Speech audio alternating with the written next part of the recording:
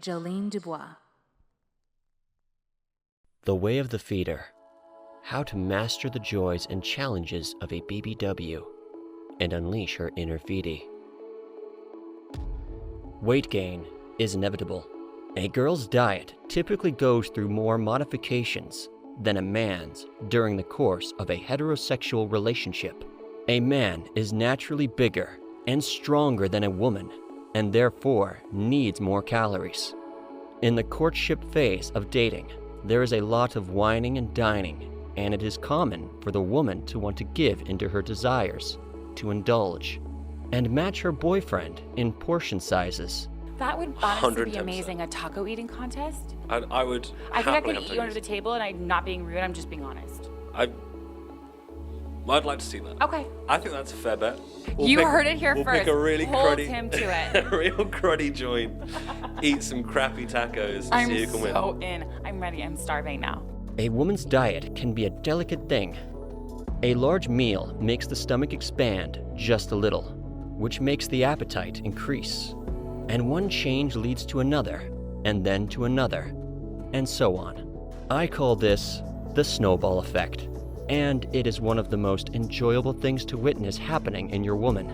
While earlier on, it seemed that you constantly had to make an effort to encourage her to eat, and now it seems that she's the one making the effort to eat more on her own. She's getting lazy, and she's skipping the gym because she lacks the energy to move her heavier body. She's becoming more interested in food, constantly asking, "What's for dinner?" or saying, "We should try that new bakery," as well as telling you, "I'm hungry," much more frequently than she used to. Okay, so what now?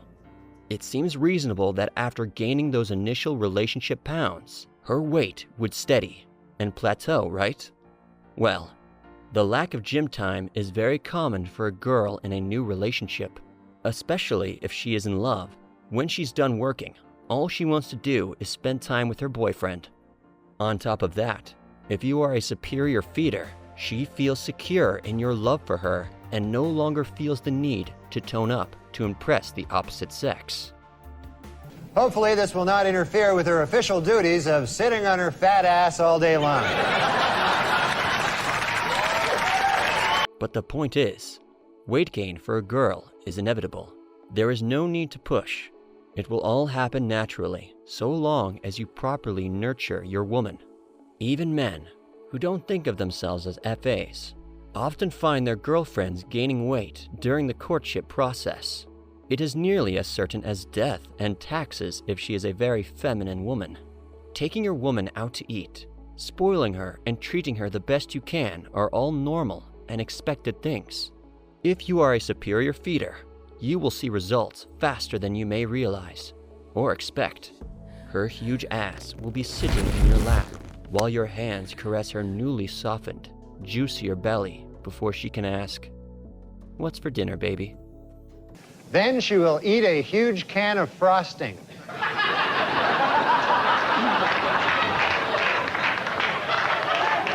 Don't force the feminine to make decisions. Do not put your woman in a position where she needs to make decisions on her own. As a masculine man, clarity and decisiveness are some of your greatest gifts, and they are part of what your woman will find attractive about you. Do not ask her what she wants for dinner or where she wants to go to dinner. Have a plan. Execute your plan, and your woman will follow. Let her be a woman. Do not force her to use the masculine part of her brain. Show her that she can trust your masculine capacity. If she senses that you're not going to be a man and take care of her needs, then she will have no choice but to become her own man, so to speak. Example 1. "Oh my God, I look so fat in this picture," the woman says. "I think I'll go to the gym today." "Oh, okay, honey," the man says. "Shit, I must be a fucking whale," the woman says with a pouty frown. "That's it. I'm starting an exercise program and going on a diet." Example 2. "Oh my God, I look so fat in these pictures," the woman says. "I think I'll go to the gym tonight." "Are you kidding?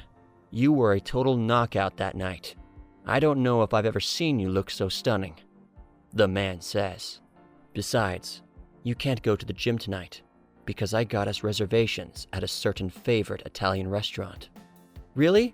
Oh my God, that's so sweet of you, the woman says. She smiles big and bright and bats her long eyelashes seductively. I'm starving. The masculine takes initiative, is strong and disciplined. Be those things for her. The feminine is sensitive, patient, vulnerable, and beautiful. Let her be those things for you and make her feel safe. In fact, when she wears high heels, she strikes oil, okay? She's not. The masculine and the feminine. As men, it is in our DNA to deprive ourselves.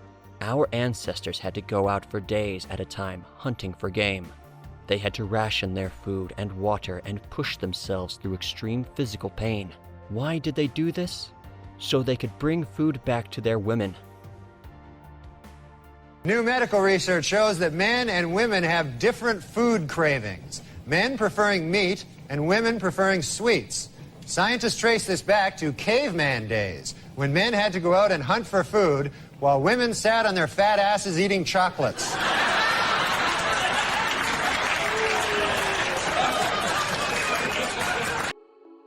Your masculine traits are necessary for survival, but it is your woman's feminine traits that make life worth living.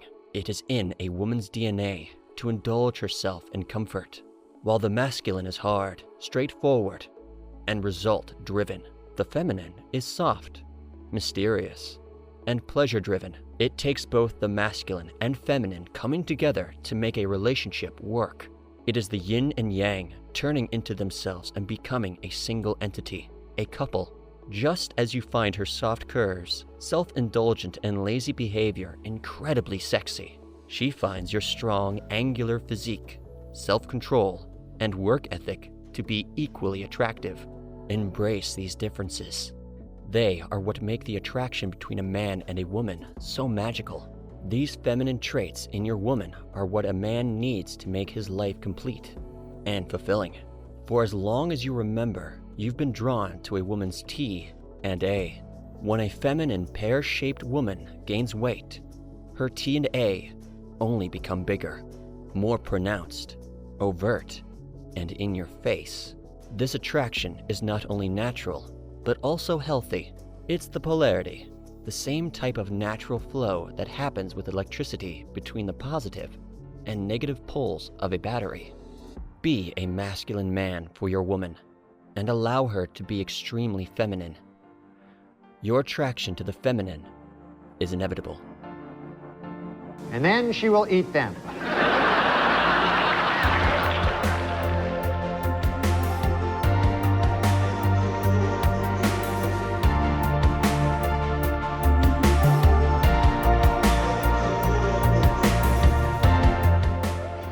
Jolene Dubois.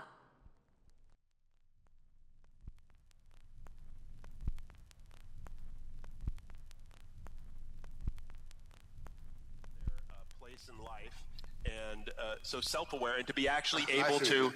Well, I was forced to, during writing of an autobiography, which is, it's your life. I was forced to ask myself questions, and find out if I was happy or unhappy or content or malcontent or. So, anyways, this is what I came up with. Yeah. There is the way things are, and then the way things appear. And it is the way things appear, even when false, that is often the truest.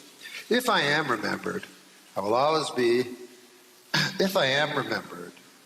be for my 4 years I spent at Saturday Night Live, and maybe even more than that, by the events surrounding my departure from that program.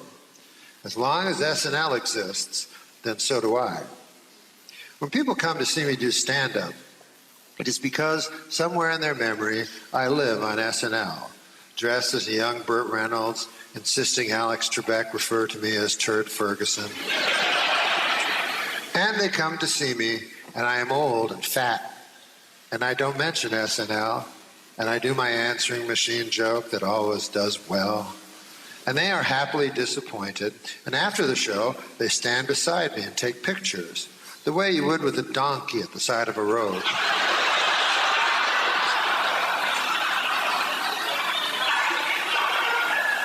They tell me they are big fans, and they don't care what their girlfriends say.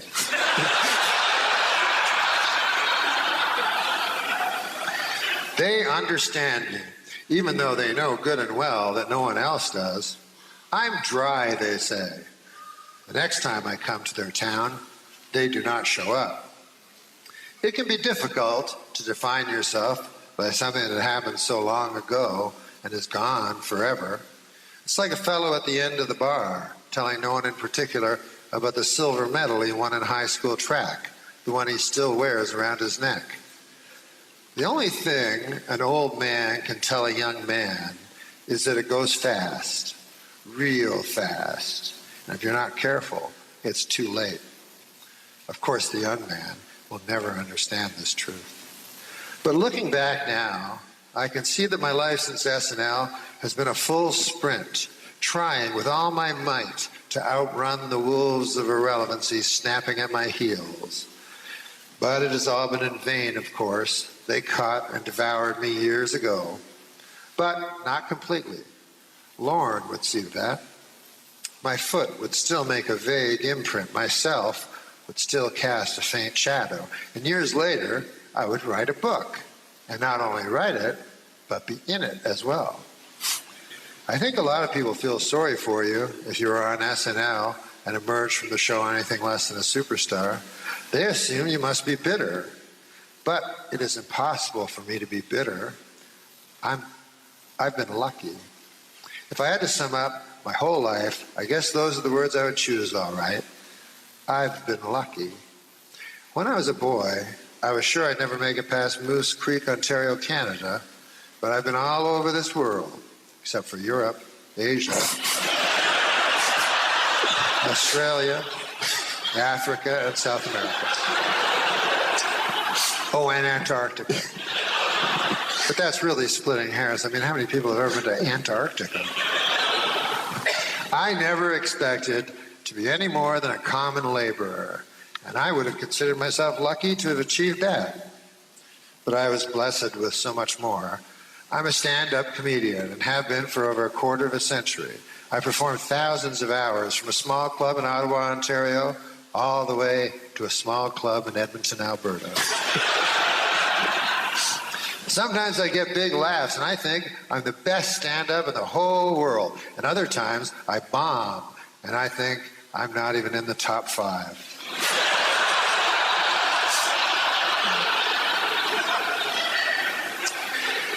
Before I was famous, I had a whole bunch of jobs where all I needed was boots. People would look right past me in the street, or if they did look at me, it was with a mean look.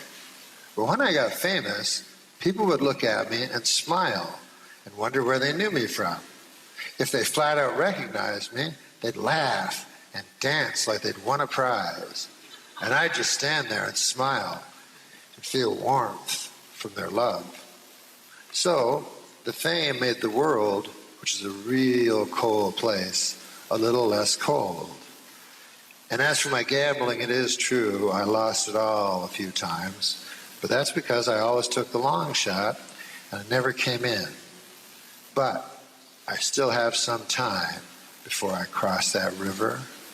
And if you're at the table and you're rolling them bones, there's no money in playing it safe. You have to take all your chips and put them on double six and watch as every eye goes to you and then to those red dice doing their wild dance in freezing time before finding the cruel green felt. I've been lucky.